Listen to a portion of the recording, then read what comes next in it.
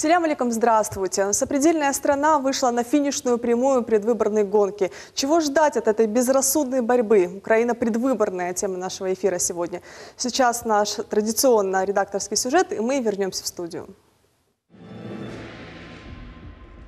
Если даже трижды сказать «мед» во рту слаще не станет, интересно, на что рассчитывали украинские политики, официально прописывая курс Украины в НАТО и ЕС в Конституции? Им никто не сказал, что это не программа политической партии, а основной свод законов. Это совокупность правовых норм, которые регламентируют права и обязанности государства и граждан между собой. Хотя создается впечатление, что в Киеве уже на всех заборах это прописали. А чем Конституция хуже? Но вот незадача. От дополнительных строчек в основном документе ближе Брюссель точно не станет. Более того, за прошедшие годы Украина настолько низко уронила свою репутацию на международной арене, что приближение Киева хоть на сколько-нибудь пугает НАТО и ЕС. Да и в целом, в данных структурах столько своих проблем, причем очень глубоких, что им точно не до желаний не вполне адекватного государства где-то у восточных границ. А цифры при этом показывают жестокую правду.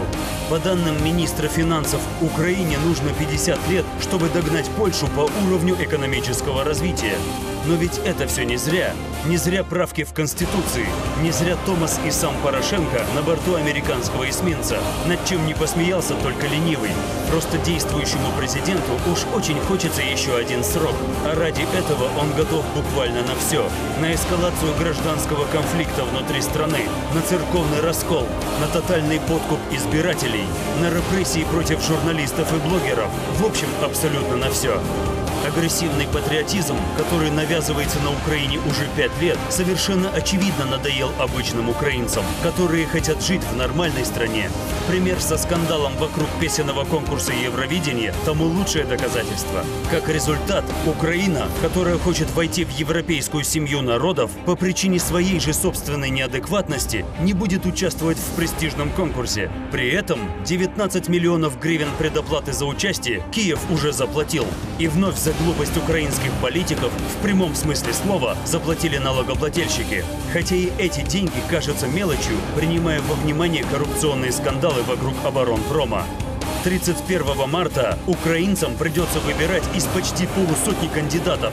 В этом невообразимо длинном списке есть и полные тезки лидеров гонки, и технические кандидаты, и просто обычные пройдохи. Совершенно очевидно одно – скучать точно не придется. Жаль только, от политической войны на Украине чубы летят у обычных людей, которые просто хотят жить в спокойной и достойной стране.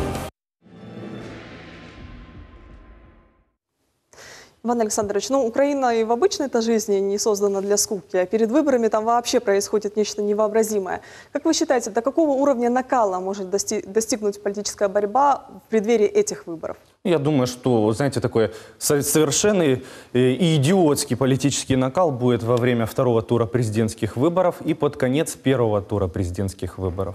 Потому что сейчас рассматривается украинскими чиновниками и, самое главное, администрацией украинского президента ряд технологий по провоцированию ситуации внутри страны и даже на международной политической арене. Мы уже с вами слышали заявление украинских чиновников о том, что они планируют повторить вот этот поход в Керченский пролив. Интересно, как они будут осуществлять этот поход? Будут запрашивать российскую навигацию и оплачивать российского лоцмана с крымским паспортом? Но об этом не скажут в украинских СМИ. Или они повторят ту провокацию, которую они сделали в последний раз, и пожертвуют очередным своим корытом и своими гражданами в угоду политических амбиций украинского президента. Я считаю, что вот такая провокация возможна или во время второго тура президентских выборов, или во время первого тура за несколько, может быть, даже дней до дня голосования. Все будет зависеть от текущих рейтингов.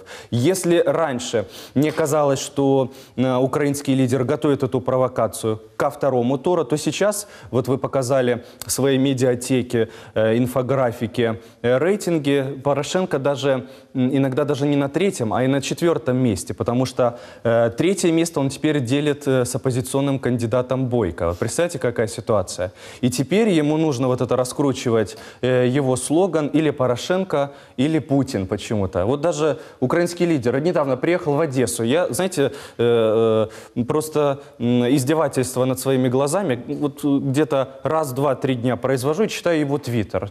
Порошенко приезжает в Одессу. И знаете, к кому он обращается в Одессе? Он говорит: я хочу обратиться к Путину. А одесситы сильно не аплодируют.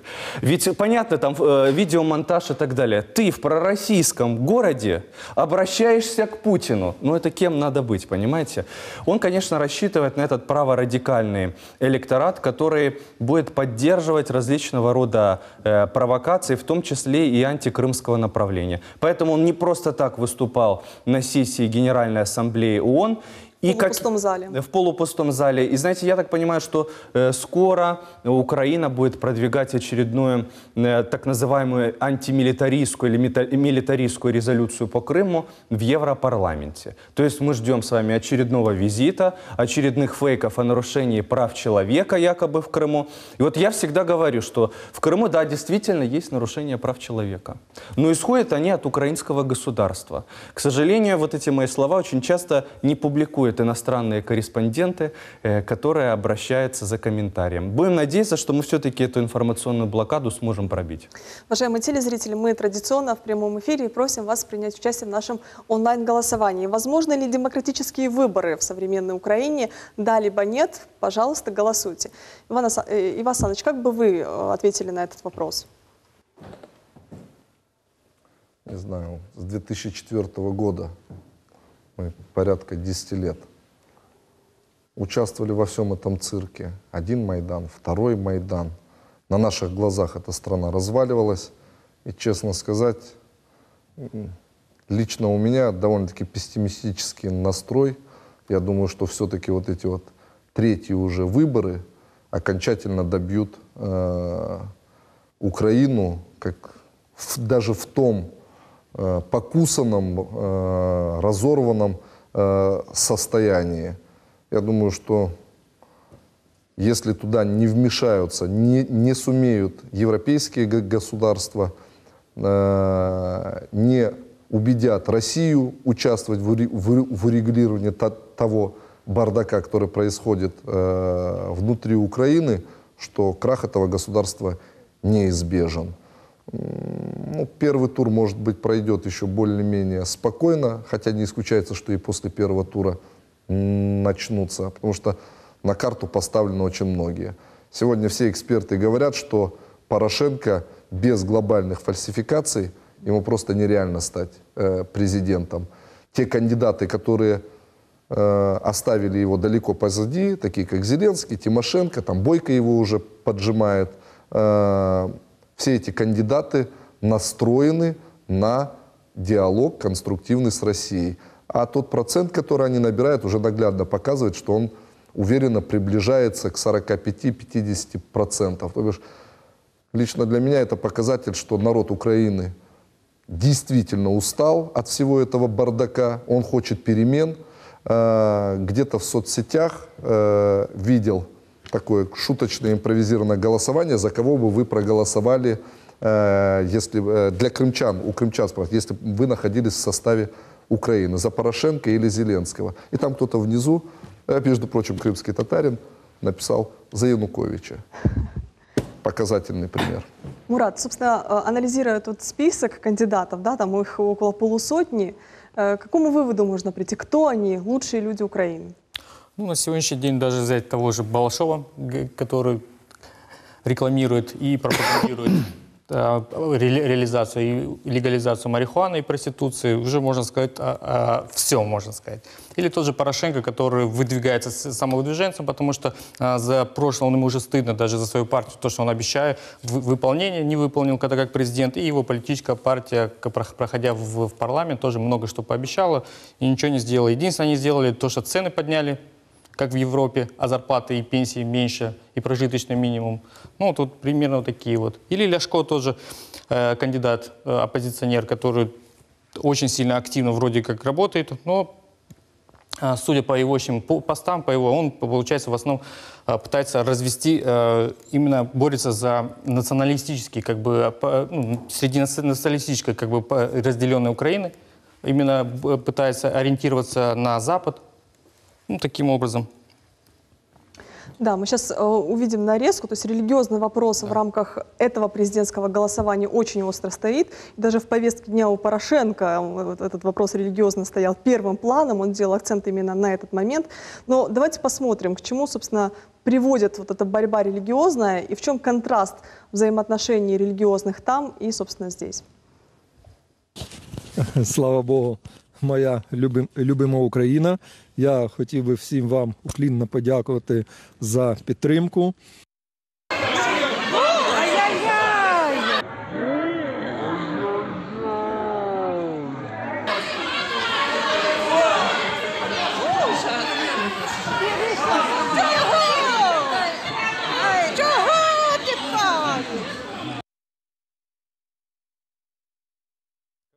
Красноречиво, мне кажется, это очень красноречиво. Все видно. Вот, знаете... Первый кадр, это был наш крымский, так сказать, товарищ. Обласканный Украиной последнее Да, время. обласканный Украиной. Мне непонятно, почему он не признает законы Российской Федерации. На днях в телеграм-каналах был опубликован его российский паспорт. То есть на словах он в Киеве говорит одно, в Крыму живет, наверное, по другим принципам. Вообще, судя по информации средств массовой информации, эта церковь Киевского патриархата, теперь так называемая ПЦУ, легализирована в Крыму при помощи регистрации аптеки. То есть где вера, а где бизнес? Вот попробуй Для меня стало примечательным... Знаете, ведь нет проблем для того, чтобы эта церковь, даже вот эта православная церковь Украины работала в Крыму. Так она и работает спокойно. Да, на законных основаниях. На законных Признавайте основаниях, наше законодательство, регистрируйтесь соответствующим образом. Да, даже несмотря, что они на сегодняшний день находятся вне российского правового поля, города, никто церкви не отбирает, прихожан из церкви не выгоняет. Как вы заметите, почему другие религиозные общины, религиозные организации перерегистрировались? Католики, лютеране, христианские, мусульманские организации.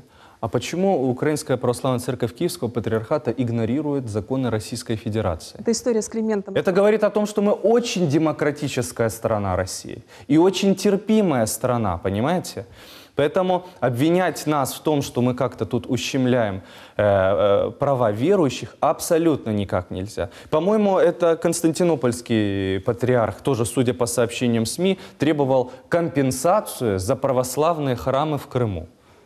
Мы же ни у кого никаких компенсаций не требуем, да? Хотя на самом деле на законных основаниях можем подавать иски в международные судебные организации хотя бы за водную блокаду, за энергетическую блокаду. И вполне... Самоотстранение украинской церкви, Киевского патриархата оформляться в рамках российского закона, это тоже минозаменное действие. Придет момент, они эту карту будут разыгрывать и будут пытаться разжигать в Крыму. Вы опаздываете. Этот момент, видимо, уже пришел. Раз они ее разыгрывают, мы видим на видеокадрах, какие там адвокаты, мы понимаем, кого защищают. А для меня вообще удивительно, когда рядом со священником стоит Февзи Кубединов, который защищает российское государство. Эмиль Кубединов, который защищает представителей радикальных течений из числа мусульман. Картинка просто... То есть, это понятно, что те методички, которые получается. на самом деле идут из-за океана, поступают и Порошенко, и представителям запрещенной в России организации. Знаете, меня больше поражает другое. Вот в интернете была опубликована видеозапись, тоже с участием архиепископа Климента, и один из адвокатов, будучи в Крыму, произносит слово «аннексированный». Я сразу, знаете, задаюсь вопросом, а насколько квалифицированный этот адвокат? А специально, может быть, он это произносит? Может быть, он как-то пытается внимание к себе привлечь? Или страстно желает, чтобы в отношении очень него профессиональный был провокатор. предпринят какой-то иск? Поэтому это тоже вопрос. Адвокаты, я думаю, коллега со мной согласится, так не выражаются. Любой адвокат, вот Тейфук Рифатович, практикующий адвокат, может и должен хвастаться определенной позитивной практикой своей деятельности. У этих же адвокатов не до возвращения Крыма в состав Российской Федерации этой положительной практики не было. И уже в рамках 5 лет нахождения Крыма в составе Российской Федерации они не могут похвастаться. Они ни одного своего клиента не защитили. Я, честно говоря, даже и не знал об этих адвокатах до воссоединения Крыма с Российской Федерацией. Мне кажется, у этой такой адвокатской братьи это сейчас звездный час. Абсолютно. Потому что их приглашают на различные международные симпозиумы. Они Вот выступают знаете, в эфире какие украинских мартышки, которых телеканалов. летом у нас в Крыму водят по набережной и сфотографироваться. Это вот такие же мартышки, Ну, только для политического Европейского толка, Союза. наверное, Да, понимаете? да, да. И самое интересное, что исходя из слов вот этих граждан, выжимаются вот какие-то фейковые факты о якобы нарушении прав человека в Крыму. Вот что и удивительно. А потом различного рода методички на международных организациях об соблюдении прав человека в Крыму распространяются европейскими правозащитными организациями. Но даже если вы заглянете в эти методички, в эти брошюрки, вы знаете, толком не увидите никаких нарушений прав человека, потому что все высосано из пальца. Потому что если были бы действительно массовые нарушения прав человека в Крыму, но это бы нельзя было скрыть. В 21 веке у нас интернет, у нас социальные сети, информация распространяется быстрее, чем Мгновенно. в традиционных масс-медиа. Понимаете? Иван Александрович, ну тут еще интересно отношение нынешней власти к своим же гражданам, к своим же верующим, к своим же православным. Посмотрите, как пожилых людей, да, просто выдворяют из церквей. Насколько это вообще морально? И это вопрос абсолютно риторический. Иван Асанович, крымско-татарская повестка, крымско-татарская тема, она всегда предмет спекуляции, там, за бугром, что называется. Насколько она сыграет в рамках этих выборов? Да никак не сыграет. Какой крымско-татарский фактор?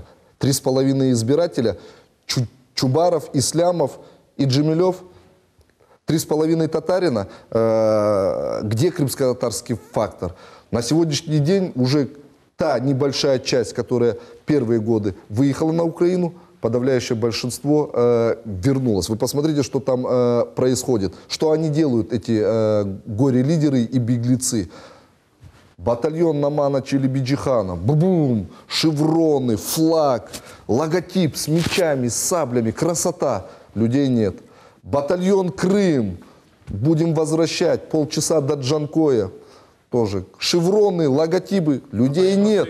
А сейчас вот новый батальон Крым. Нету там людей, нету там крымско-татарского фактора. Эти люди давно перестали быть крымскими татарами. И ассоциировать по итогам 5 лет нахождения Крыма в родной гавани, в составе Российской Федерации, бессмысленно. Где Искандер Бариев, где Синавер Кадыров, где Ахмеджит Сулейманов, те, которые убежали и они там столько наговорили и наделали, что они просто уже физически не могут вернуться в Республику Крым. Но их там не видно. 2 инвалида отсюда вот с тюрьмы уехали, там, как их тех балбесов, Чайгоз и Умеров. Где они? Получили медали. Сейчас один представитель Порошенко. Да стыдно должно быть. Их уже на протяжении 5 лет кормят байками о смене аббревиатуры названия потерянного Крыма, крымско-татарская там автономия. Где? Даже то, что потеряли, им не могут дать. Не могут. И этот человек... Да не хотят дать. Да не то, что не могут. Не хотят и не хотели давать. И никогда не дадут. И этот человек, не стесняясь, называя себя крымским татарином, тогда у меня очень большие вопросы к интеллектуальной составляющей всех этих людей. Неужели нужно быть настолько тупыми, чтобы верить вот этому алкашу, пьянице и самодуру Порошенко? Где ваша честь, когда ваши флаги валяют, когда в соцсетях сейчас сколько видео, как вот эти вот, которые единицы поверили и выехали, в каком бараке живут, они на этой чаплынке жалуются. Они в это время профессиональные крымские татары, Чубаров, Джемилев, Чайгоз, Покупают себе на вот эти вот гранды, осваивают их, покупают себе апартаменты на Печорке. Ленур Ислямов, крымско-татарский первый телеканал, как они себя позиционируют, который он вывез, народное достояние, украл и увез за пределы родины. На сегодняшний день каждый крымский татарин скажет, говорит, что с каналом случилось, там нету крымских татар. Там одни украинские эксперты, украинские ведущие, украинская речь. А те несколько крымских татар, которые в соцсетях везде ходят и клянчат деньги. Какой крымско-татарский фактор? Ну какой? Его нету. А вот эти вот профессионалы, они давно уже перестали быть крымскими татарами, они отрабатывают гранды, им завтра за черта лысого скажут голосовать. Они будут поддерживать и голосовать за них. Крымско-татарского фактора, можно смело констатировать, на Украине больше нету. Тейфук Рифатович, наблюдательные эксперты заметили, что между Джемилевым и Ислямовым там пробежала некая черная кошка. Что могли не поделить, как вы считаете? Знаете, наверное, стоит обратить внимание еще, вот, во-первых, на тот факт, что на данный момент активно там, на телеканале АТР, по крайней мере там, в соцсетях, Чубаров не комментирует старательно вопросы выборов. То есть, если обратить внимание, да, то есть большая часть активных украинских татар, она просто старается отходить от выборной повестки, потому что понятно, да, там многие годы легко было выстраивать какую-то предвыборную политику в оппозиции, да, и на это можно было как-то кого-то мобилизовать. Понимая, что на сегодняшний день там более 40 человек, наверное, может там 50 там, по всему Киеву они на выборы не смогут мобилизовать, учитывая то, что все эти обещания, которые были, да, там, по автономии, сколько там Арсен Жумадилов все там обсуждали, какие варианты, как это все будет приниматься, какие эксперты комиссии все это обсуждали, как это все было замечательно. То есть на сегодняшний день не сделано ничего, ноль. То есть, в принципе, все, что мы видим в украинских СМИ, то есть, ну, если это был бы Янукович, его давно бы свергли бы, да, в то время. То есть Порошенко гораздо хуже вещи, да, сотворил. То есть вопрос такой. На сегодняшний день все задумываются о будущем. Что же будет после президентских выборов? Все на сегодняшний день в Киеве, я так понимаю, задумались над тем, а кому же достанутся мандаты? То есть и как будет выстроена новая конфигурация. Чигос яростно отстаивает Порошенко, что только он и только с ним можно что-то выстраивать. То есть, в принципе, для них это единственная надежда. В новой конфигурации пройдет ли Зеленский, пройдет ли Тимошенко, никто работать не сможет, поскольку Тимошенко выходила с конкретными предложениями. Были встречи определенные в аэропорту, были конкретные варианты предложенного развития событий. Ничего же этого сделано не было. То есть с Бютом поругались с Зеленским. Я не думаю, что удастся выстроить какие-то взаимоотношения. То есть на сегодняшний день акции падают вниз. У меня единственное, есть определенные опасения, с учетом того, что там до выборов осталось совсем немного. Мы видим рейтинг Плинтуса. Если посмотреть, за счет чего украинцы поддерживают Зеленского, да, знаменитый его ролик, где он расстреливает парламент, то есть только за это люди голосуют за него. То есть, а Савченко за это сидит, да? Да? И все сейчас задумываются, как же дальше действовать. То есть единственное, может спасти какая-то военная провокация. То есть мы видим, я, допустим, наблюдаю, что появляется много всяких экспертов, да, то есть уже наработанная там группа там, информационная, мы видим, да, в соцсетях, не хочу называть их, чтобы их рекламировать.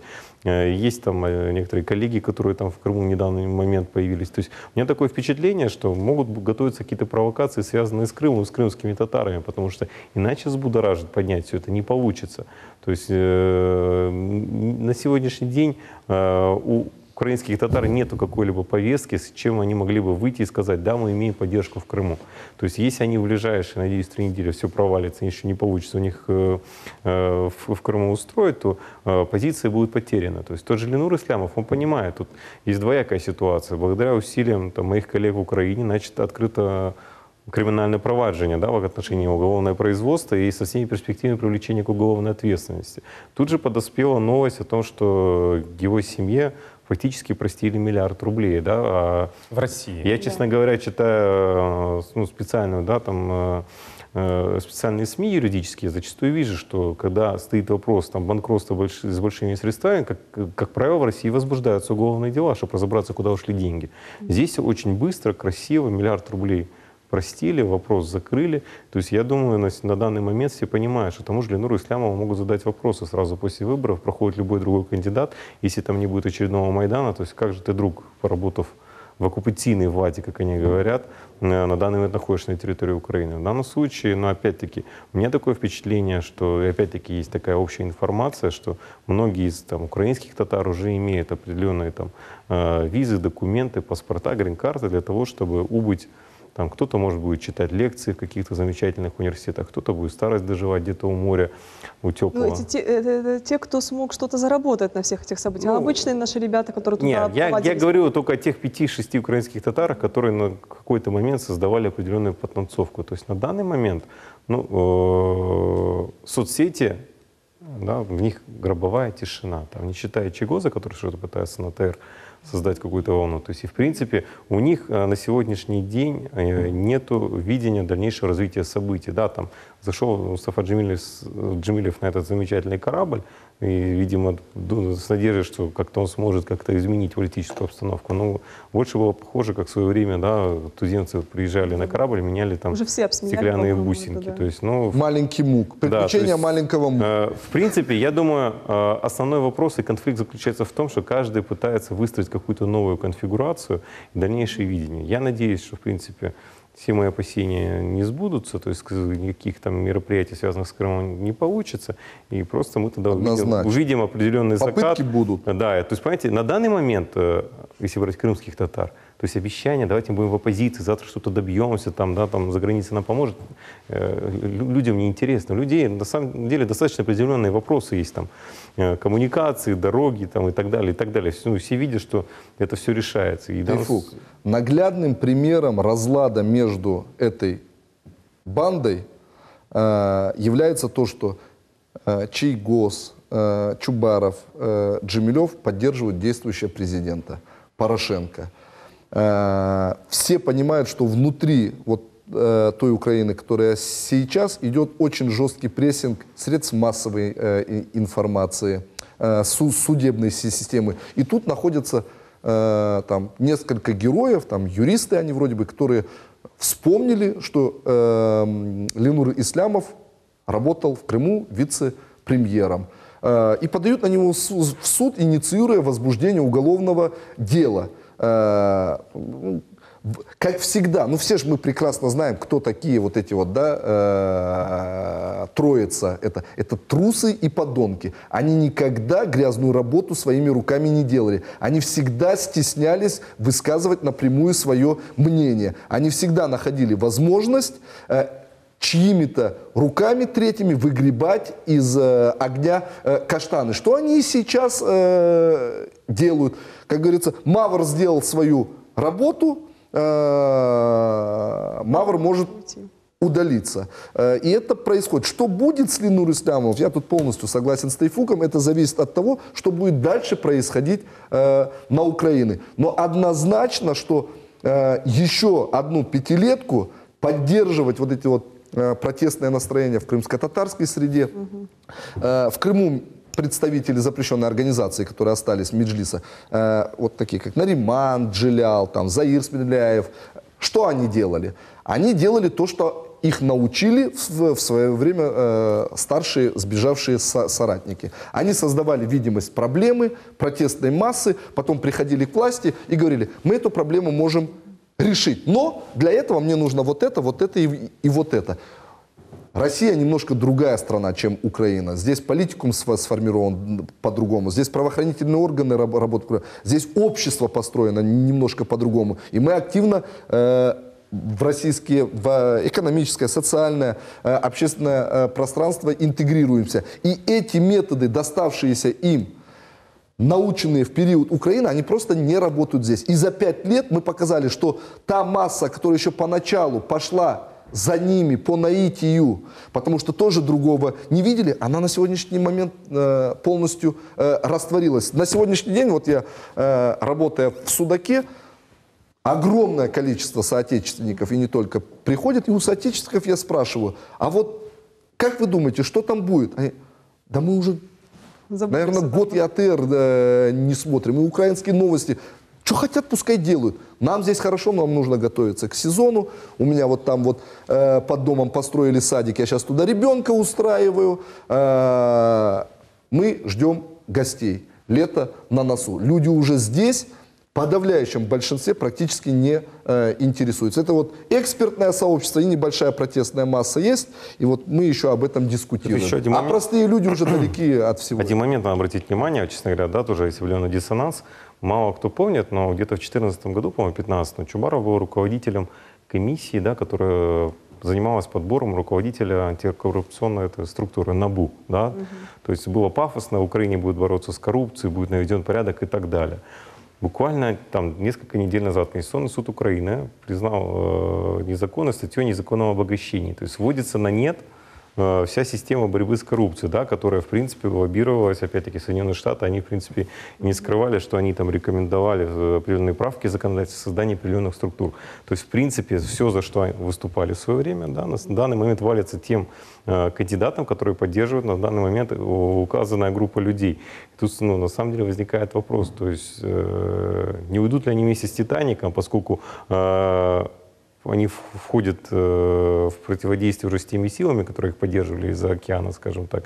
На самом деле, я думаю, это будет очень интересное зрелище. И, в принципе, я думаю, в ближайшее время мы будем свидетелями интересных событий. Мурат, да, Я думаю, что они уйдут с «Титаником», потому что как бы структура Меджилис тоже было построено таким образом, что на сегодняшний день у них происходит вроде как бы раскол, потому что Искандер Бариев недавно в социальной сети свою выставил какую-то экспертную оценку свою о том, что они якобы проехали по всем кандидатам, которые есть, и сделали заключение по их программам. И выявили, что якобы, что у Зеленского они внесли в черный список, того же Порошенко, кстати, они внесли в черный список, и еще ряд 19 кандидатов внесли в список там, где у них не было в партии, именно, ну, программе именно в отношении Крыма каких-либо действий. И, ну, тут просматривается, если просмотреть всю его деятельность как бы в украинский период и сейчас, то видно, что Бариев четко отрабатывает позицию Тимошенко и поддерживает, ну, эту... Он уже официально заявляет, что он планирует стать депутатом Верховной Вообще Рады не в защиту Украины. Бариева, но кто он такой, чтобы кого-то вносить в черный список? И вообще, для кого он готовит эти рекомендации? Иван, у него как Для кого? минимум есть рот, как минимум, и он им что-то говорит. Он же должен Ну, это его говорить. собственность. Понятно, но он Это же его должен как-то собственность. отрабатывать свои гранты, которые он получает. Он же не просто так там Ну проживает. да, он же должен Да, быть как- общественник с общественной деятельностью. Да. Знаете, они такой сетевой активист, это я это называю, это Вы так общественники, громко у которых сказали нет про гранты, общественной но мне кажется, уже и грантов нет. Раз он прошел, руку протянул, и ему никто ничего не дал, все в черный список попали. Ну, Тут только уже о девять- грантах не нет, только идет речь. 19 Тут уже на кандидатов последнем издыхании финансовая суть. То есть вы думаете, кто попал в черный список? Это те, которые сказали, ты не нам не нужен. профинансировали. Конечно, они Ну, сказали, может быть. зачем ты уже, ну что ты можешь? Ну, Да, чего? Левар, сейчас на Украине, которую мы сейчас обсуждаем, очень активно насаждается идеология такого агрессивного украинского патриотизма, такого национализма даже, можно сказать. И вот пример Джамалы на национальном отборе Евровидения тому такое яркое подтверждение. Что они хотят этим доказать и почему это чуждо нам, крымским татарам? А дело в том, что Украина находится в очень сложной ситуации. Там, по сути дела, уже государства-то нет, разруха, система фактически вся рухнула. И говоря о том, что есть некое государство, все чаще можно этому государству привязать, наверное, признаки виртуальности. И в этой виртуальности возникла система, когда есть виртуальные мужчины, которые прячутся за некими женщинами, у которых... Ну, по сути дела, не хватает, наверное, может быть, больших интеллектуальных способностей, чем если использовать в манипулятивных целях. Потому что мы знаем, изначально показали, что есть замминистра информатики имени Джипар. Но он не способна, она не стала тем проводником, которые ее пропагандировали. Тут же показывают Джамалу. Джамала, у которой родители проживают в Крыму, граждане России, которые зарабатывают тут деньги. И эти деньги пересылают дочери, чтобы та тоже каким-то образом реализовывалась. Нужно правде в глаза смотреть. Она на данный момент является чем? Инструментом манипуляции общества, где, извините, действительно осталось... 3 мужика, ну, которых ни одна партия не подбирает. Все же понимают, что за мужиками, этими девочками фактически ничего не стоит. И поэтому у них единственный метод – это украинский агрессивный национализм. Причем мне искренне жаль украинский народ, тех людей, наших друзей, товарищей, которые там живут, и вынуждены жить в этой системе. Система рушится, и нет же ни одного мужика, нет ни одного реального лидера, который мог бы вытащить это государство вплавь. И поэтому они вынуждены людей пугать, людям показывать какие-то свои глупости, иначе никак это назвать нельзя. И посмотрите, у бабулек отнимают волю, правду.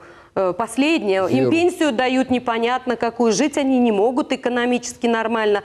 Им осталось пойти там только помолиться, может быть, на старость где-то крохи свои приберечь, да за кого-то свечку поставить. Так у них последнее отбирают. И используют это как развитие нации. Нет развития нации, полный крах.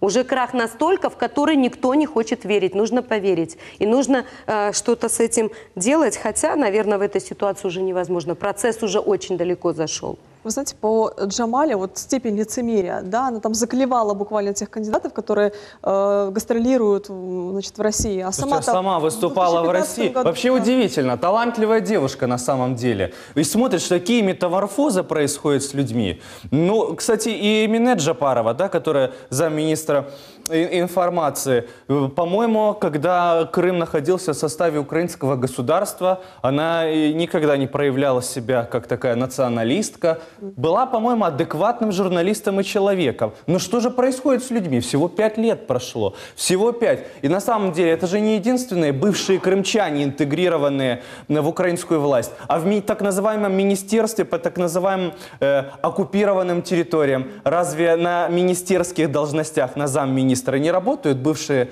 выходцы из Крыма? То есть каждому политическому... Эти выходцы, я вам скажу, в 2014 году один из заместителей этого ведомства, Рифатом Чубаровым, конкретно рассматривался на различные должности. Одна из которых была председатель Госкомнадзора или зампредседателя Госкомнадзора. То есть напрямую рассматривалась, и когда все это не срослось, возникла иная должность. Я вам даже больше хочу сказать. Некоторые люди, которые проживают здесь, в Крыму, которые не скрывают вот таких своих проукраинских убеждений, в 2014 году постоянно оббивали пороги Совета министров Республики Крым.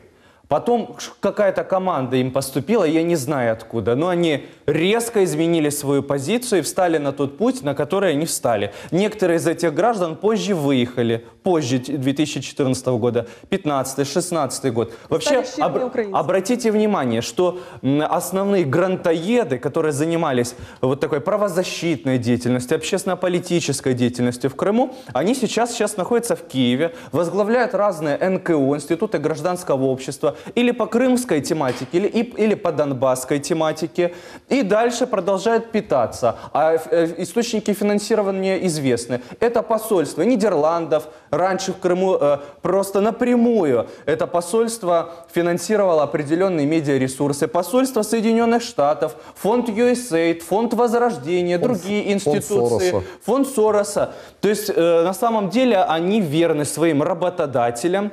Эти люди сейчас производят фейки, причем, знаете, иногда достаточно качественные. Вот я на днях включал украинское телевидение, и там бывшая крымчанка, которая сейчас именует себя правозащитницей, серьезно рассуждала о том, что Россия не отбирает украинские паспорта у крымчан, чтобы в любой момент жителям Крыма можно было манипулировать, засадить в тюрьму за наличие второго гражданства. А почему? Я не знаю, эта девица читала вообще законы Российской Федерации о том, что у нас, во-первых, разрешено двойное гражданство. Известный российский журналист Владимир Познер, гражданин 3 государств: Соединенных Штатов, Российской Федерации и Франции.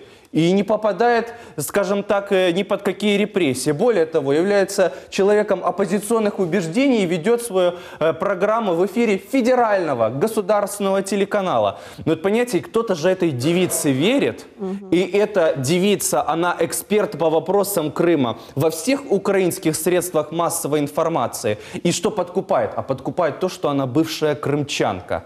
И знаете, я, к сожалению, вот с некоторыми этими представителями, я учился в одном университете. Некоторые из них, да, они выходцы из философского факультета бывшего Таврического национального университета. Казалось бы, люди получили шикарное образование. Философский факультет это давал серьезные гуманитарные знания. во всех сферах жизни общества. Но опять-таки, интеллект может быть и во благо, интеллект может быть и во зло. Но самое интересное, эти же люди, они отсекают от себя свои семьи, своих друзей. Они никогда не смогут посетить больше Крым. Они никогда не смогут приехать на могилы своих предков. Не знаю, может быть, кто-то рассчитывает на то, что государственный статус Крыма когда-нибудь в исторической перспективе изменится, но тогда надо сказать этим товарищам, что они всего-навсего просчитались. Потому что не изменится. Потому что даже федеральные социологические компании, которые 5 лет работают в Крыму и проводят закрытые социологические исследования, и вот по их данным число сторонников российского Крыма в сравнении с 2014 годом увеличилось в несколько раз. А если смотреть с точки зрения протестной группы населения Крыма, то в 2, то в 3 раза, понимаете? Это тоже о чем-то говорит. То есть никакого, так сказать, регресса, никакого шага назад в отношении государственного статуса Крыма не будет. Но этим людям надо на что-то жить, за что-то питаться. И, кстати, тоже интересно наблюдать за этими НКО. Они так же, как вот и профессиональные, да, крымско-татарские политические деятели, поддерживают разных кандидатов в президенты. И, видимо, рассчитывают пройти по спискам партий от разных политических организаций. Но, знаете, мне кажется, что не будет большой такой депутатской группе Верховной Рады Украины от Крыма. Сколько там сейчас? 2 человека, да? Чубаров и Джемилев. И просто удивительно, что некоторые бывшие, так сказать, активисты Евромайдан Крым рассчитывают построить свою политическую карьеру на крымской тематике. По-моему, украинцам эта крымская тематика уже не интересна. Они смирились, по-моему, уже. Но она им, понимаете, она им не интересна. У них действительно актуальные проблемы. Первое, актуальная проблема мира и войны. Это всегда проблема.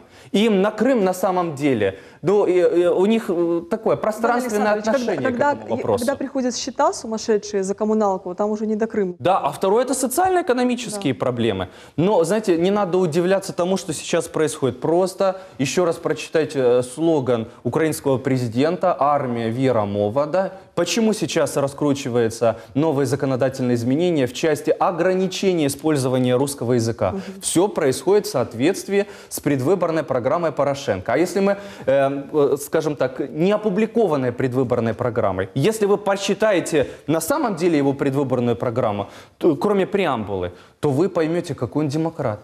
И против русских он не выступает, не против русско-культурных, и за национальные меньшинства, и вообще. Отличный человек.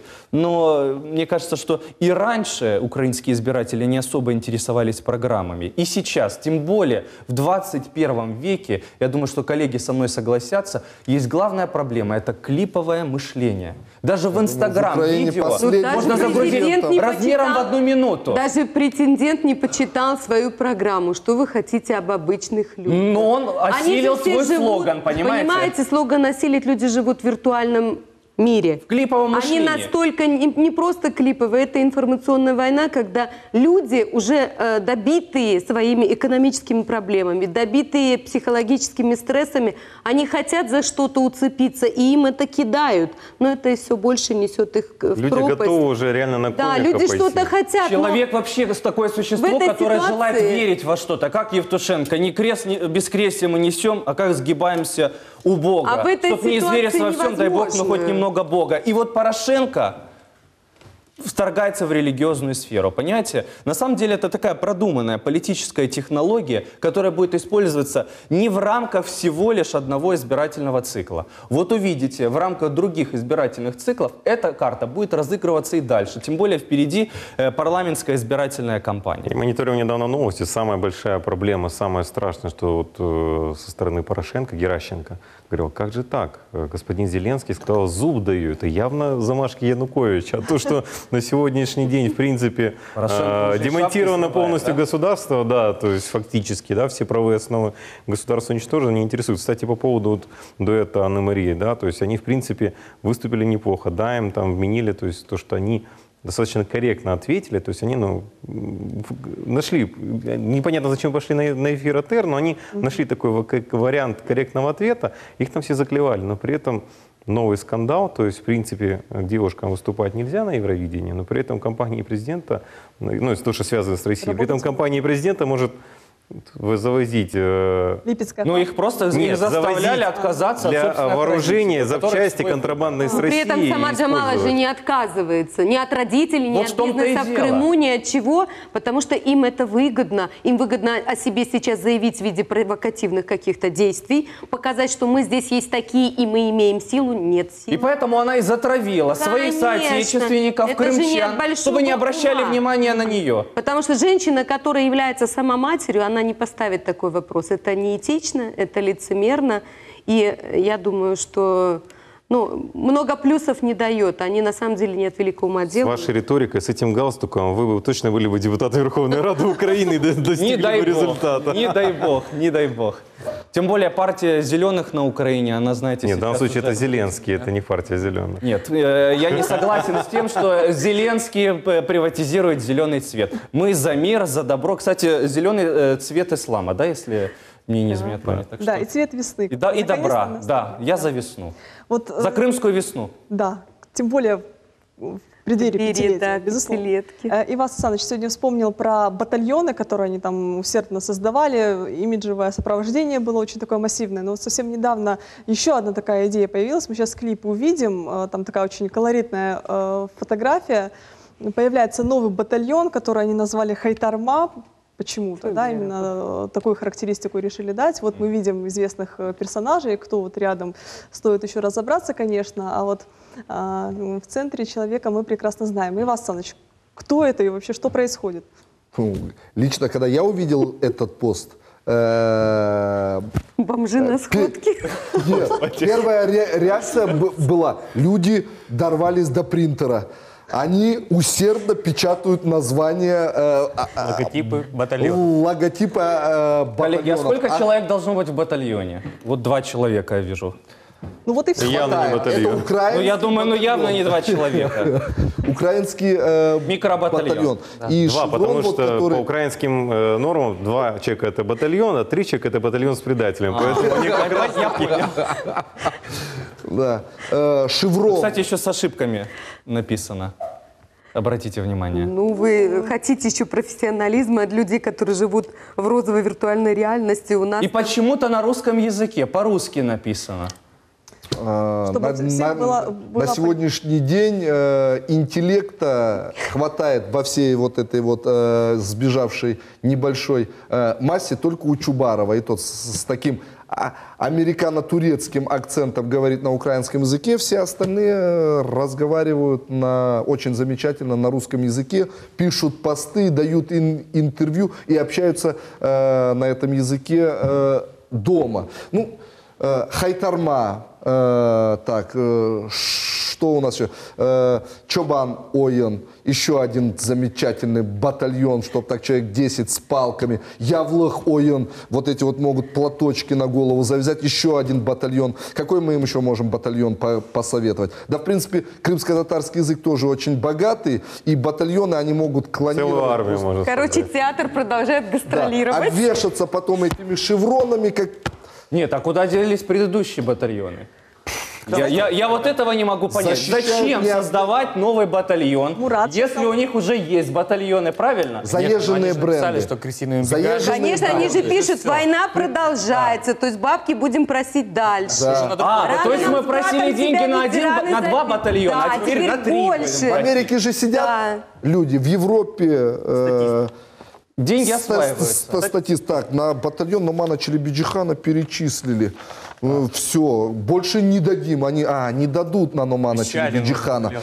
Будет Хайтарма. А что такое Хайтарма? Это, наверное, какое-то грозное татарское... Нет, это танец. Как танец? Батальон... Театр абсурда. Знаете, Иван Александрович, там, где 2 крымских татарина, 3 гетмана, да, и вот, кстати, сейчас Раньше Мурат, это наверное, говорили о другой этнической группе. продолжит эту Да. теорию. Что там произошло с этим батальоном и почему вот возникла необходимость создать еще один такой? Ну, по всей видимости, то, что те батальоны, которые ранее были, они уже свои отработали. И плюс то, что по поводу крысиных бегов, то, что они сами между собой не могут разобраться. Одни поддерживают одного политика, другой другого политика, и поэтому создается данный батальон. Но если посмотреть страницу этого Марлена, который как бы является руководителем данного батальона Хайтарма, он себя позиционирует как с религиозной точки зрения, как бы это исламиста, и подтягивает вокруг себя тех людей, ветеранов, которые ушли, получается. Сейчас же всех, получается, всех атошников отправляют как ветераны и списывают. И он вокруг себя собирает данных людей. Но если просмотреть его, просмотрел его социальную страницу, он позиционирует себя с ислама, вот он там намаз читает, еще что-то, а при этом смотрим, у него там свиноферма, смотрим, раздают там, именно разделяют мясо свиное, и получается, ну, таким образом... Диссонанс какой-то. Да. Бесчестие на всех уровнях. Конечно, потом, если то, что просмотреть его, как бы, я проанализировал полностью его страницу, у него там на страничке, его интервью, где-то около 5 минут, где он рассказывает, почему он ушел в батальон. Он там рассказывает, что он в 2014 году был якобы задержан в Крыму, потом он переехал, он, получается, переговорил со своим братом, который вот рядышком находится. Он находится, проживает в Херсоне, и переехал к нему. И таким образом попал в батальон Крым. И после его списали, и он таким образом... Коллеги, я хочу сказать, что с этим явлением сталкиваются не только крымские татары. В Киеве фейковым Таврическим национальным университетом руководит бывший крымский профессор-пушкинист. Причем хороший пушкинист, господин Казарин. И почему-то никто не задает вопросы господину Казарину, а почему он работал в Крымском федеральном университете Вернадского, который был зарегистрирован согласно российскому законодательству. То есть это, наверное, еще один кандидат для порушения криминального проваджения, вот как и в отношении Ленура Ислямова. Но он руководит этим фейковым университетом, поэтому тут такие люди, знаете, они не национальности не имеют, ни веры. Они это политические дельцы. Вот это политические ты дельцы. Фейковые сказал, виртуальные. У меня сразу вот в голове такая картина. Переход, метро, Таврический, там, Киевский университет, стоит этот ректор и продает дипломы. Просто посмотрите, вот введите в гугле, где находится этот Таврический университет. Название батальон, там, Наман Челебиджихан, Хайтарма, Крым, и сидят, продают шевроны. Зарабатывают денежку на очередной пирожок. Иван Сасанович, тут стоит сказать, что депутат Государственной Думы Руслан Бальбек также уже прокомментировал эту ситуацию с вновь образованным батальоном Хайтарма. Хайтарма – это народный танец крымских татар. Мы сожалеем, что экстремисты продолжают спекулировать на теме крымско-татарского народа. В Крыму в почете любое творчество, за исключением танца с оружиями. Поэтому все эти герои из батальона Хайтарма во главе со своим творческим руководителем Джемилевым могут прибыть в Крым лишь в национальных одеждах и исключительно с концертной программой. Но аплодировать им в Крыму никто не станет. На самом деле, если как бы убрать юмор в сторону, вот мы с братом начинаем процесс создания батальона. Мне вот просто вот их кураторы, которые вот их курируют, неужели настолько тупые люди, что вот под вот эти вот лозунги в Фейсбуке они готовы давать сотни тысяч долларов, которые они собирают там у своих налогоплательщиков. И вот этот вот человек, вот весь в морщинах, маленький, этот вот боец, да, казалось бы, батальона, который должен будет бороться за возвращение Крыма, на полусогнутых ногах, в такой вот лебезящей позе, чтобы попасть в кадр, да, кто их там фотографирует. И этот человек ни грамма уважения не проявляет к человеку, который якобы пришел с позиции, что он воин, он будет защищать и возвращать Крым. Он даже не встал, не пожал ему руку. Настолько неприятная картина, что у одного, что у второго ни доли мужской достоинства. И те, кого они собираются в эти выборы поддерживать, рядом с мужчиной всегда будет стоять мужчина. Честь мужчины, сила мужчины, она или есть, или ее нет. Вот то, что происходит, вот этот вот цирк и бедлам там, это позор этим людям. Я вот нигде больше в прямых эфирах даже их крымскими татарами не буду называть. И все, что они за эти 5 лет сделали, они опорочили достойное имя первого муфтия Крыма, Белоруссии, Номана Челебиджихана.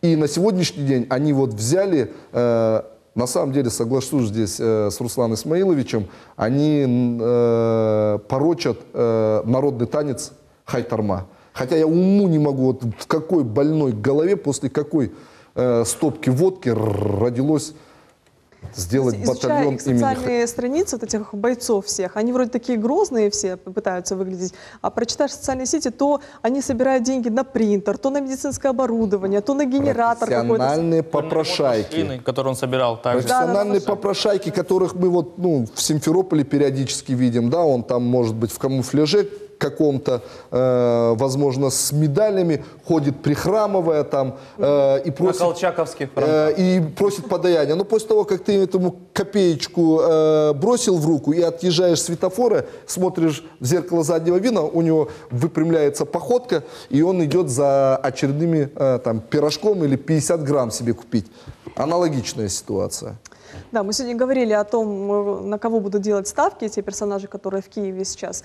Мы сейчас увидим очень интересный сюжет, связанный с комментариями Ахтема Чийгоза. И вот давайте отдельно обратим внимание на те комментарии, которые пользователи оставили под этим видео. Свои обязанности выполняет лучше, Ганьба. чем все предыдущие. Претензии есть. Они, наверное, эти 5 лет, вот если так рассматривать, Но какие вот, правда, вот что не сделано? Вот что интересно. Такие же вопросы задают избиратели тоже. В 2016 году, когда написал обращение к украинскому народу с тюрьмы, я сделал концентрацию на декоммунизации. Когда был принят закон, и это была инициатива Порошенко. И, то есть он аккумулирует те самые ярко выраженные национальные интересы, которые большинство нашего народа уже 25 лет пыталось реализовать. Не находило понимания ни во власти и лидеры, то есть президенты, по разным причинам. Ющенко пытался что-то сделать, да. Пытался, но все время пытался... Висели гири какие-то на ногах. Не гири. Он все компромиссы пытался искать. Второй там многовекторность объявлял, а один говорил, что да нет, это времена такие были, он у вас в гостях, да, что неизвестно, чем бы это закончилось. Нам насаживали мнение, что у нас в обществе очень серьезное противостояние. Да, и нельзя вот это, не дай бог, ничего делать. Да, неправда. Да. И вот Порошенко доказывает это, что это неправда.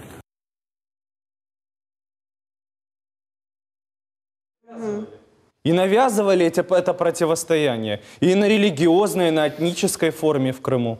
О чем он вообще говорит? Горе без ума, понимаете? Я смотрю Это именно такие люди, как он и навязывает. Я смотрю это Навязывали. Смотрю это видео, вспоминаю август 2014 года. Должна была состояться сессия по назначению меня замом Тадагиева, еще замглавы Симферополя. Приезжает ко мне Лемар Юнусов и говорит: слушай, я от Чийгоза еду. Он говорит: сейчас не выходи на эту сессию, ты зайдешь чуть позже, но уже от Чийгоза он сейчас будет формировать команду, которая будет работать в России.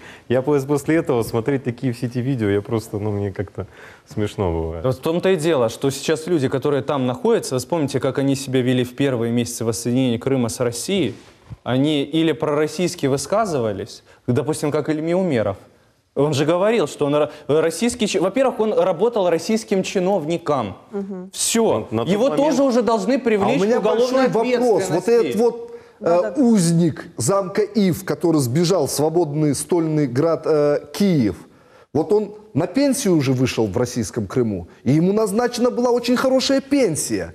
И насколько вот у меня информация есть, на одного из своих родственников он оставил доверенность, который по этой доверенности получает до сих пор пенсию российского чиновника. Я думаю, вы должны передать эту информацию в правоохранительные органы. На самом деле, тут без смеха. Но это зачем мы должны оплачивать экстремистов? Вопрос в другом. Насколько я знаю, Украинский пенсионный фонд активно сотрудничает с Пенсионным фондом России. И они тоже знают об этом. И подобную информацию они стараются получать и прекращать выплаты пенсии. Поэтому, я думаю, надо то есть, если они не прекратили выплаты пенсии, то это для них такой козырь для давления на этого человека. В любой момент крючок, можно эту информацию опубликовать, рассказать. Вот, кстати, вы говорили о политическом будущем Ленура Ислямова. Знаете, ему есть чем все-таки торговать. По крайней мере, он может продать лояльность своего телеканала тому или иному кандидату в президенты. Может быть, поэтому и телеканал перестает быть крымско-татарским. Да. Потому что он понимает, что иначе его не купят. Может, поэтому там украинские эксперты и звучит украинская речь. Вот может быть поэтому, понимаете, вот просто политтехнологически Арберцев. посмотрите на этот процесс, да, переформатирования этого телеканала. Ну а без политтехнологий Вот там просто если не может быть априори крымско-татарских полностью от экспертов. Потому что крымские татары здесь. Люди туда не уезжали, люди остались здесь. Вот полностью, И- вот об уехавших крымских татарах. Если полностью убрать в сторону политику и предвыборный процесс, буквально недавно в Киеве прошел чемпионат по Я борьбе думала, вы сейчас куреш. скажете гей-парад. Скоро. Я думаю, все там, Ленур Ислямов с Джемилевым в первых рядах, с флагами. Ладно, форму одежды описывать не буду. Я мало думаю, выучила каждый песню представит новую, наверное. сам. И проводили они этот Куреш турнир. Его показывали по АТР, он есть в Ютубе, есть в социальных сетях, отдельная видеосъемка, кто там участвовали. Что для меня поразительным было, 70% людей, а их там было, может быть, человек 50-70, которые находились вокруг ковра, это были крымчане. Я не видел даже тех, кто уехали туда, И я знаю, что они находятся в Киеве. Например, по Судакским, которые там то возят Чайгоза, то Чубарова, их не было никого. Где те десятки тысяч крымских татар, которые Не к выборам выехали? готовятся просто. Ну и тогда Они давайте агитируют в вспомним... полях за Василий Порошенко. Александрович, Шевроны клеят. давайте вспомним, что их тогда не пришел даже поддержать тот же Чайгоз, да, и все эти бонзы политические. А вы обратите внимание, как они проводят свои акции на Майдане Незалежности. Вы обратите внимание, как они становятся. То есть они подходят к Кучковато, Стелле, да. кучковато, задом к Стелле поворачиваются, извините, и вот так их камера снимает. Но еще ни разу камера не снимала зрителей, кто же Да. пришел посмотреть на это действие. Ну, потому что они людей собрать не могут. Ну ладно, они не могут собрать крымских татар, проживающих в Киеве. Понятно, небольшое число. Но, собственно говоря, значит, их и киевляне не поддерживают. Не поддерживают. Значит, и украинцам все равно вообще на это политическое движение. То есть мне всегда было интересно посмотреть вот на обратную сторону этих мероприятий. Они их постоянно транслируют, эти мероприятия. Что-то такое говорят, очень активно жестикулируют. И, ну, вот Рифат Чубаров обычно заправляет этими, так сказать, мероприятиями. И недавно, знаете, он же у себя в Фейсбуке опубликовал, по-моему, такую растяжку, якобы в Крыму. Кто-то натянул такую растяжку «Крым наш дом, Россия утра. вон». Я думаю, а кто же это натянул? Почему никто не видел этой растяжки, а? Ну почему? Ну это же очередной фейк, очевидно. Но, к сожалению, вот эти фейки распространяются. Вот это проблема. Все мы помним, что в преддверии выборов президента Российской Федерации, которые не так давно у нас проходили, на телеканале АТР был запущен проект «Мост Копур». Специально вот, чтобы как-то попытаться взять в руки еще один инструмент манипуляции крымских татар и уговорить народ не идти на выборы. Проект полностью провалился. Не буду хвастаться, что его закрыли после моего звонка на АТР. Это было Надо все... было нарезать. Но хочу сделать акцент. Сейчас идут выборы президента Украины. А мост Копур не запускают? Нет, не то чтобы нету никакого спецпроекта, потому что сами руководители, Это потому что вы туда и вас не звоните больше, продюсеры поэтому нет понимают, спецпроекта. что все у этого телеканала на сегодняшний день практически нету аудитории. Вот поэтому они и пригласили сестер Апанасюк, чтобы унизить девушек в очередной Поднять раз, рейтинг. подвергнуть их непонятной обструкции. Но они, кстати, достойно держались. Готов я поднимать считаю. Они их ответили красиво. рейтинги на особых условиях. Выйдите ко мне на связь, пожалуйста. Я буду звонить чаще. Лимар Оджа, вот касательно вот этих акций, вот Иван сказал про украинские, но они же там еще любят вот эти международные акции проводить в столицах мира, когда там 2-3 человека с каким-то там с каким-то транспарантом выходят, и вот у них такая акция протеста. Но тем не менее, учитывая и этот факт, и многие другие, они все-таки стараются делать акцент на такой международной активности, да, что называется. Насколько они эффективны вот в этой своей деятельности, и есть ли какой-то результат? Вы знаете, я хочу сказать, что общество действительно сейчас очень открыто. У нас работают социальные сети, и это позволяет людям общаться между собой, в том числе и с нами. Вот, например, мы в декабре были с акцией народной дипломатии в Анкаре, и к нам подходили люди, задавали различные вопросы, в том числе и по вот этим так называемым лидерам, которые спрятались там в углу и не знают уже, как себя вести. И все чаще нам задают вопросы, насколько все-таки они действительно являются лидерами, потому что, вот, например, из города Адана со мной связывается Дернек, и они говорят, к нам недавно приезжал ваш лидер, он просил деньги. А я говорю, а деньги на что просил лидер? Ну как же, там же у вас оккупация. И я говорю, Амджан, вы же понимаете, вы же сами видели, мы приехали довольны, у нас идет развитие. И он говорит, Ханум, я тебе верю, у тебя глаза светятся, и... Даже не зная, я сразу подумала, что он пройдоха. Но я хочу сказать, что действительно, когда эти так называемые лидеры загнаны в угол, у них, хоть мы говорим сейчас о большом количестве грантов, нет уже, может быть, такого большого количества организаций, способных им дать это подаяние, гранты. Почему? Потому что их деятельность неэффективна, они потеряли аудиторию. Это правда. Теперь они начинают утрачивать не только крымскую аудиторию, а наши люди работают, наши люди понимают, что наконец-то решение наших проблем не голос вопиющего в пустыне, а это то, что ложится в ФЦП, в различные дорожные карты. Это те проблемы, которые начинают решаться. Так дело в том, что за пределами Крыма и за границей, например, в Турции, где проживает большая диаспора крымских татар, они уже начинают понимать, что в действительности уже пора повернуться в Крым. Так недавно вышла статья профессора Мудждата Хая-Ирли, который пишет о возможности инвестировать в Крым. Эта статья сейчас пользуется большой популярностью, в отличие от книги, которая вышла о так называемом лидере, там, «Жизнь, подаренная народу», по-моему. И если вы увидите, книга практически не набирает рейтинга, так называемых лайков. Это уже о чем-то говорит. И все больше турецких инвесторов обращаются к нам для того, чтобы говорить о различного рода проектах, о возможности открытия недешевых магазинов, как это было раньше. Сейчас речь идет о фабриках, сейчас речь идет о больших сельскохозяйственных объектах. И действительно хочется сказать, что они утрачивают свои международные позиции, потому что народная дипломатия, она открыта.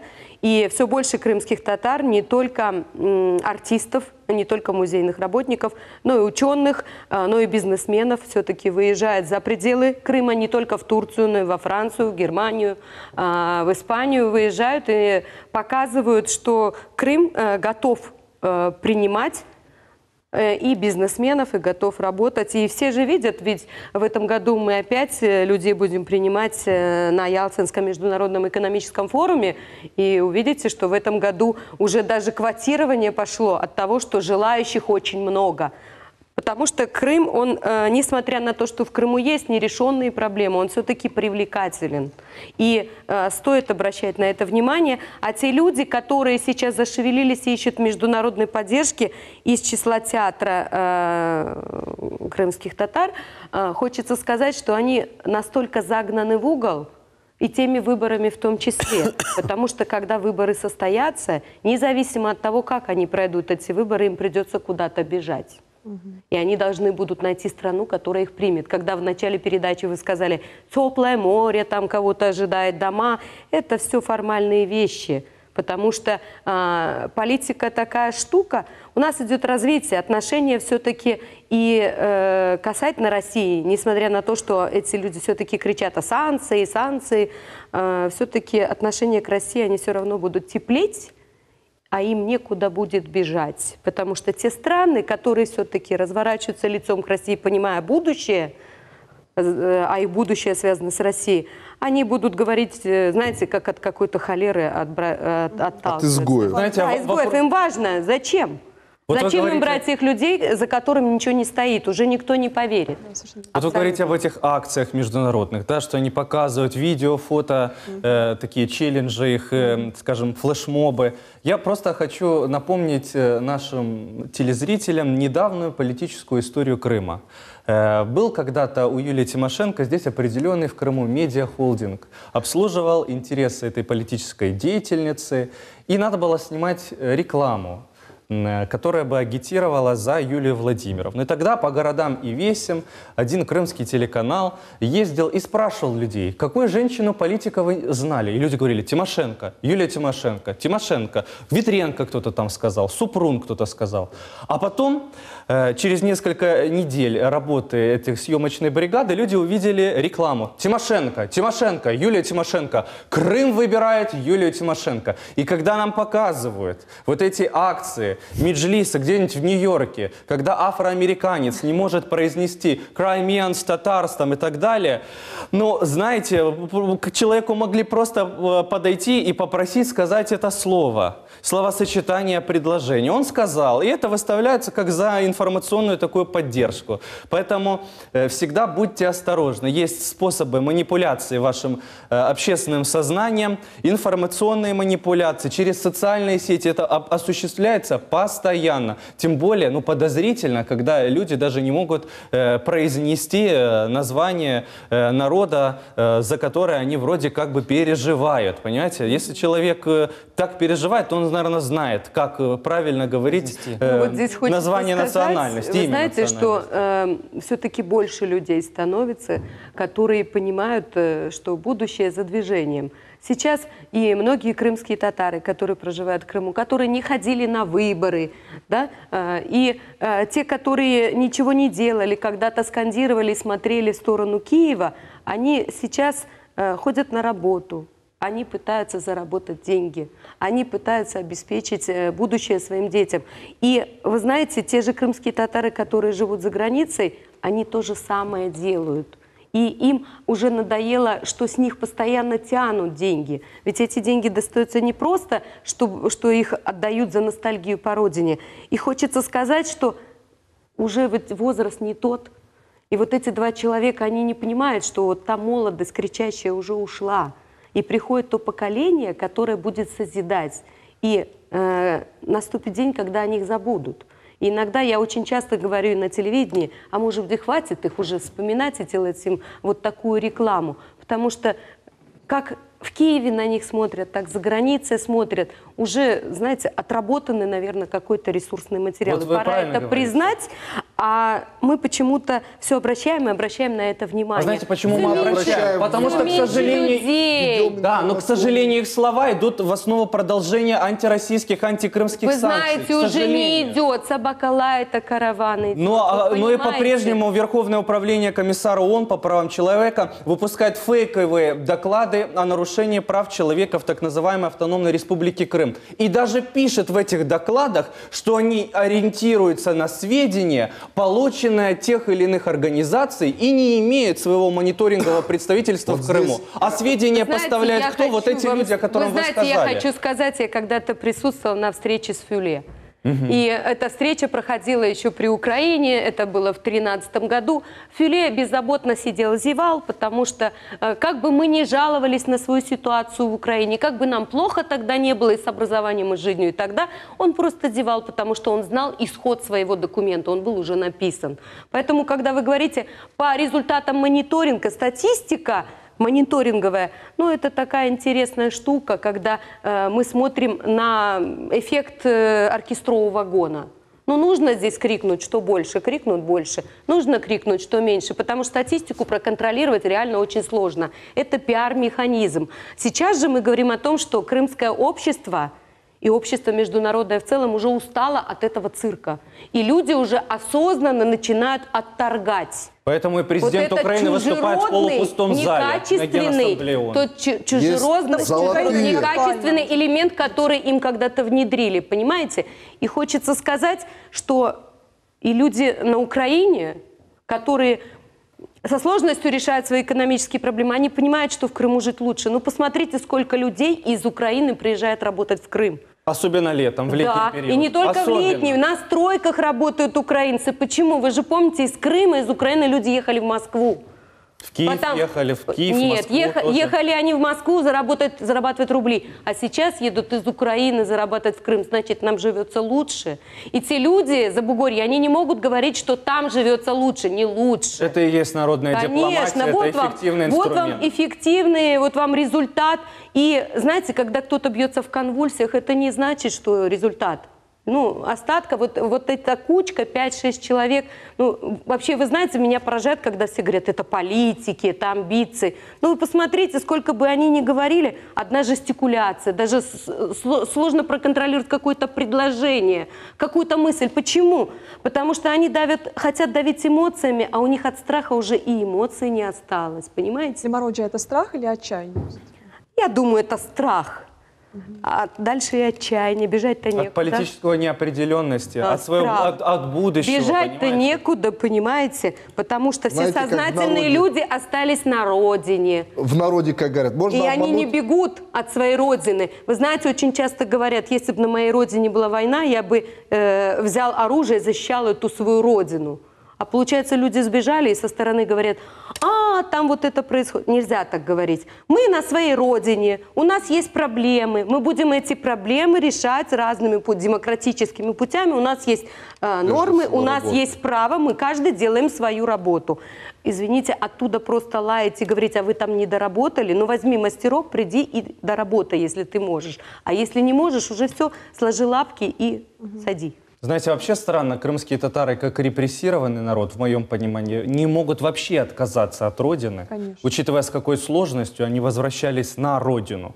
Поэтому это удивительно, почему вот эти люди сейчас находятся вне пределах своей родины, хотя их отсюда никто не выгонял. Я сам постоянно задаюсь этим вопросом и понимаю, что это риторический вопрос. Но это же страх, это отчаяние, когда у тебя спросят за 30 лет твоей жизни, которую ты, извините, знаете, и что они забрал делали? у людей их право. Почему они не продвинули со своими тогда прозападными президентами простейшего указа о реабилитации репрессированных народов Крыма? Задачи, почему? Вот недавно я встречался с японским корреспондентом, и, знаете, опять задавались одни и те же вопросы, да, и он был на вашем телеканале. И я тоже задавал ему этот риторический вопрос. Ну почему это нельзя было сделать? Почему нельзя было соборную мечеть начать строить наконец-то, практически? Почему нельзя было финансировать государственные медиа на национальных языках Крыма? Почему нельзя было сделать язык государственным? Почему школу нельзя было достроить в Ак-мечети? Почему? То есть все это риторические вопросы. Страх потерять дешевые дивиденды, страх быть неизбранным на вот эти 5 лет. Страх. А теперь же они эти дивиденды и держать постоянно народ вот в этом таком стрессовом состоянии. А видите, они загнаны в угол. Они же не могут сказать в Украине, нам не дают самоопределяться, а нам не дают автономию. Никто не даст никакую автономию. Там не будет никакого самоопределения. Конечно. Там не осталось народа, который должен самоопределяться, у кого есть силы, Верховная Рада напрочь нацистская. Они как будут у кого есть возможности, они едут в Крым, потому что наказ нашего народа 60-х годов – это мы должны вернуться на свою родину, не на Украину, а на свою родину. В 68 году первая вербовка крымских татар Украина выкидывала там на Кубань, в Геническ, а крымские татары находили силы и возвращались на родину. Наша задача вернуться на родину, интегрироваться здесь в рамках тех возможностей, которые у нас есть. А те, кто бежит, наверное, он не знает, что такое родина. Когда была преступная депортация, Крым тогда входил в состав советской России. Поэтому все, что произошло 5 лет назад, получается вполне себе логично. Поэтому даже исходя из этого, вот этот факт можно предъявить вот этим политиканам. Отвечая на ваш такой риторический вопрос по поводу того, почему ничего не делали, ну, вероятнее всего, сытым народом управлять-то невозможно или очень сложно. И при этом вот понравилась ваша реплика очень касательно того, что вот в депортации столько прожили. Так Джемилев там сколько лет, 15, да, просидел в тюрьме за родину, казалось бы. Если за родину, тогда... Это испытание колоссальное. Да. Ну, видимо, связь с западными кураторами настолько сильная, что... Чубарову задавали этот вопрос, а зачем ты бежишь, что все понимали, что вот то заседание межлицев генически, что чем оно закончится, все понимали. Мне рассказывают историю, как бы на 100% достоверность не могу сказать, но как бы люди с окружения, что собрался определенный круг предпринимателей, как бы, да, там, в принципе, людей таких с авторитетом в обществе, и они задавали Чубарову вопрос, а зачем ты, ну, ты сейчас увидишь генически, ты убегаешь, по сути, из Крыма. То есть, ну, ты говоришь, что надо отстаивать, все, вроде ты недавно там вел определенную работу к тому, чтобы там сотрудничать, сейчас почему ты убегаешь? Оставайся, давай работать. Он говорит, слушайте, он говорит, я не могу, меня же посадят. Говорит, ну посадят, ладно, есть разные инструменты, говорит, мы в СИЗО тебя обеспечим, там, ну, есть разные способы обеспечения продуктами и так далее. Ну почему? Может, и в СИЗО поддержим, тем более там Стфага сидел, как бы, ну и вы знаете, говорит, Россия большая, говорит, везде поддержать не сможете. То есть вот такой был ответ, но мы видим, да. Вы вспомните, вообще-то Рифата Абдурахмановича в крымской политике в украинское время представляли как такого адекватного человека, не радикала, да, что он договороспособный, что он демократ, он хорошо общается на украинском языке, он начитанный человек. Но во что превратился этот деятель за 5 лет? Вспомните, Такая мимикрия, вспомните да? конец 2013 года, я помню, вот новый состав Меджлиса. Первые действия какие были? Встреча с кем? С Могилевым. И было несколько встреч. То есть на тот момент, как только... По-моему, даже на нейтральной территории эта встреча. Нет, не на нейтральной территории, а непосредственно в кабинете на тот момент, на 2-м этаже, на Кирова 13. То есть его первые действия были в тот момент, уже он шел на сотрудничество. То есть, в принципе, ну, сменились флаги, а вектор оставался тот же. Мурат, вот социальные сети, они очень активно используют, там разного рода технологии разыгрывают. Особенно это было очень ярко видно после Крымской весны. В преддверии этих президентских выборов, что там происходит в социальных сетях? И как вы можете оценить роль и влияние вот этого канала ТР, который мы сегодня уже обсуждали, сейчас на крымских татар? Ну, на сегодняшний день АТР уже практически никакого влияния не влияет на крымских татар, ну и не пытается, он сейчас ориентирован больше на украинский электорат. И для этого создаются определенные группы в Фейсбуке, там, в социальной сети и комментируют определенные действия. Например, вот то же самое, что когда Чийгоз выступил, определенная группа людей, получается, ну, комментировали. И да, получается, он, получается, у себя на странице написал другую информацию, что якобы, что данные, как бы, эти были боты, которые писали, как бы, негатив. Ну и понимает о том, что на сегодняшний день в пространстве интернета, вот в пространстве Фейсбука, многие люди уже адекватно понимают и подходят к данной позиции. И тем самым они пытаются все больше склонить к тому, что эти адекватные вещи, которые пишут, обвиняя их, что это фейковые страницы, фейковые аккаунты, что это обвиняет, что на самом деле у них позиция совсем другая. И таким образом они пытаются удержать тот же электорат, который уже отошел от АТР, и сейчас пытаются они удержать на Фейсбуке. Ну, в социальных сетях. Иван Александрович, сейчас самый главный вопрос, вот в преддверии выборов 31 марта, кто победит и что будет? Какой ваш прогноз в целом и на кого поставил Запад, как вы считаете? Я думаю, что Запад дал гарантии 3 кандидатам в президенты этой предвыборной тройке: Порошенко, Тимошенко, Зеленскому. Запад не раз так поступал в отношении Украины. Вы помните, как вела себя администрация президента Соединенных Штатов во время Евромайдана. С одной стороны, общаясь с Януковичем, а с другой стороны, финансируя и поддерживая украинскую оппозицию, часть из которых она просто всего-навсего кинула. Поэтому, на самом деле, кто бы ни победил из этой тройки, победит кандидат от Соединенных Штатов Америки. Если выборы удастся сфальсифицировать, если это удастся сделать, то вполне себе возможна победа, вероятность победы украинского действующего лидера Петра Порошенко. Именно для Петра Порошенко происходили изменения в Центральной избирательной комиссии. Вообще это не видано раньше. То, что он сейчас сделал, переформатирование Центральной избирательной комиссии, такого себе не позволял Янукович. А если бы Янукович об этом заикнулся, то Евромайдан, наверное, случился бы на 2 года раньше, чем это произошло. Не просто так было напечатано вдвое больше бюллетеней. Сейчас они рассказывают сказки о том, что это, мол, на 2-й тур приберегли. Ну вот видите, скоро об этом забудут. Не просто так демонизируются кандидаты в президенты Украины. Тот же, кстати, Зеленский в социальных сетях всячески демонизируется. Причем демонизируется и в российских социальных сетях, которые якобы, ну не якобы, а которые запрещены на территории украинского государства, но люди пользуются этими социальными сетями. И, знаете, вообще, на самом деле, интересно, вот мне, как эксперту, интересна не президентская избирательная кампания, а парламентская. Ну и резюмируя, скажу одно. Это выборы за жизнь. На самом деле за жизнь. Потому что победивший получает все, а проигравший может даже потерять свою собственную жизнь, не только политическую карьеру. Да, кстати говоря, вот Порошенко — это тот президент, экс-президент, который спокойно уже не сможет жить в Украине, совершенно точно. Ну, вы не надо его раньше времени экс-президентом называть, но, понимаете, у него есть действительно административный ресурс. Этому административному ресурсу позавидовал бы Виктор Федорович Янукович, даже с той конституцией, которая тогда действовала на Украине. Вот вы в начале программы говорили о том, что были изменения в украинской конституции. А знаете, что это мне напоминает? Советское время.